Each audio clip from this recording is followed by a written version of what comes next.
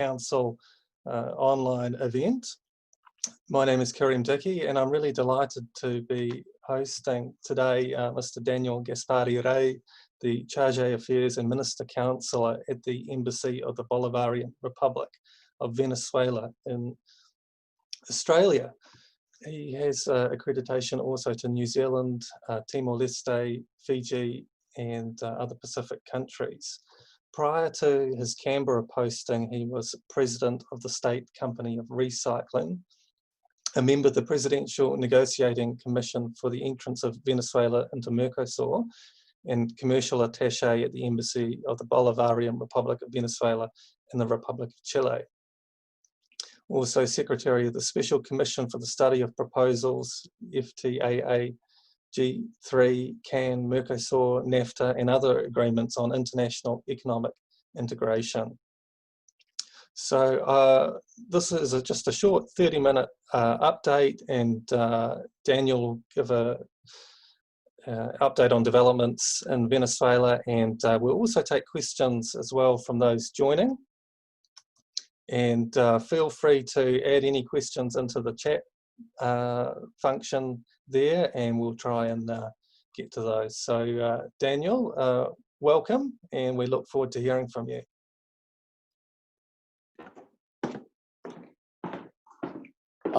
Good afternoon, Karin. I have something wrong. Good afternoon, Karin. How are you? Very well, thank you. I'm hearing some voices. Yeah, we'll just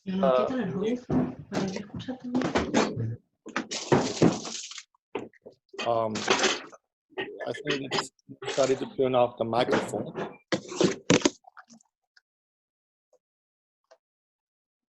Okay.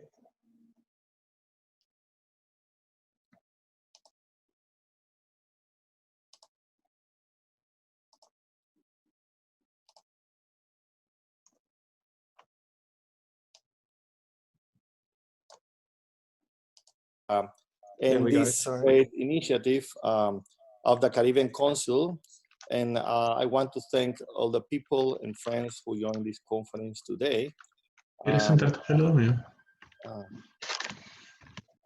I was willing to acknowledge the presence of Diana Hucker and our colleagues from the ENFAD from New Zealand.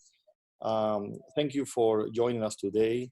As you know, the Caribbean Council of New Zealand has always had a great job strengthening the relations between New Zealand and Venezuela. On this particular, I would like to acknowledge the efforts that you make to show the reality of Venezuela and Latin America in this far away region, Karin.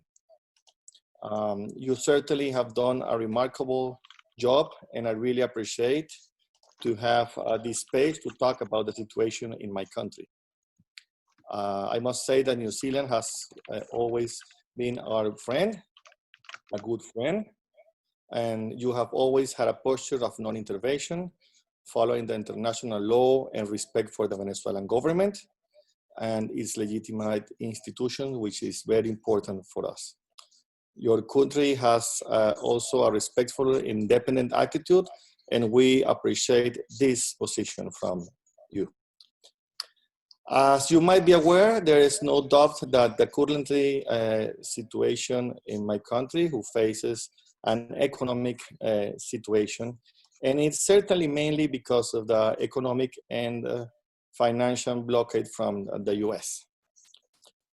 This blockade started in 2014, and during Obama's administration in 2015, when he signed an executive order declaring Venezuela as unusual and extraordinary threat to the national security. This, which is of course ridiculous because considering Venezuela doesn't represent any threat at all to any country in the world, but much less to the United States, which is the most powerful country in terms of army and weapons. In fact, we haven't declared any war to any nation in more than 150 years. We are a peaceful country. We have a peaceful diplomacy, which is our flag in diplomacy. And unlike USA, whose policy of interventionism is part of their agenda. As I mentioned it before, after 2015, a series of unilateral coercive measures were taken by USA government in order to suffocate our economy and our people. This is not the first time that US using violent means attempts to overthrow a government that doesn't follow their interests. There's no secret for any of us that this is usual, and there are more than 46 countries in the world facing this situation. Using violent means and attempts to try to overthrow, of course, government that doesn't follow the interests. We have many examples in Latin America that proves how the US has interfered and promoted coup d'etats in the last 70 years. So because of these illegal US sanctions, Venezuela has been unable to use the international banking system, for example, making it virtually impossible to engage in foreign trade or refinance our debt.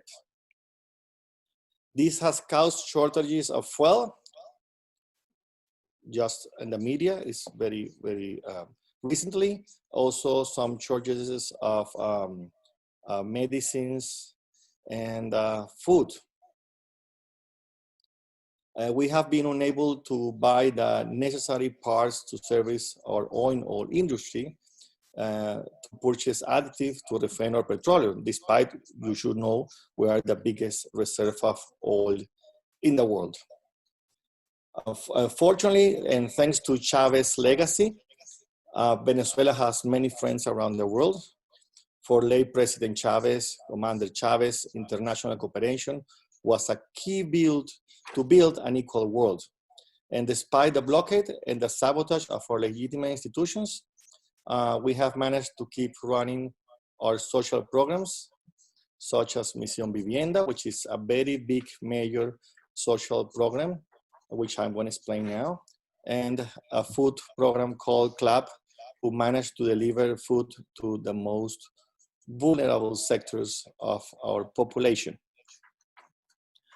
Let me show some facts. I have a presentation today, and let me show some facts here. I don't know how to put this presentation. Just a second, please. Share screen. Yes, here. Oh, sorry, Karen. Can you able to the screen sharing, please? I would need to have the presentation at this end to do that, but I have it here, but when I try to put it on the computer, it shows that the host disabled attendee screen sharing, which means I cannot.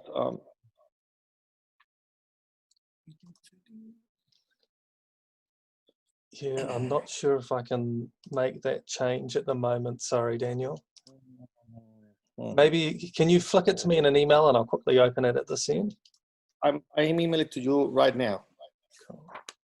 So I will need to let you know, there are only 6 slides, but I will let you know when we need to pass to the next slide. Cool, thank you. And those attending, if you have any questions, feel free to put them in the chat box, and we'll see if we can get answers today.